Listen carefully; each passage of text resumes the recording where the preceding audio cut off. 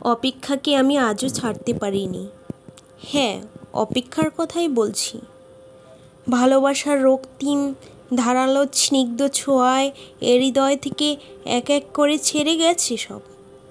লোভ, হিংসা, ক্রোধ, অহংকার, স্বার্থপরতা, সব কিছু।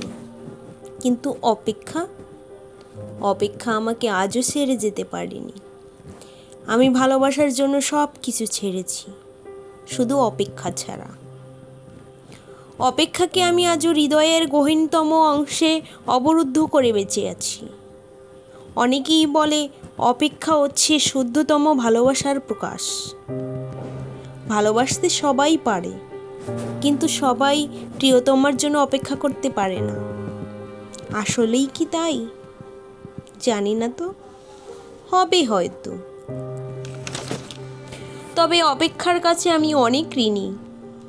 প্রিয়তমার জন্য অপেক্ষা আমাকে পাখির মতো সহজ হতে শিখিয়েছে, শিশুর মতো অনাবিল হতে শিখিয়েছে, আকাশের মতো বিশাল হতে শিখিয়েছে, ফুলের মতো স্নিগ্ধ সুন্দর হতে শিখিয়েছে।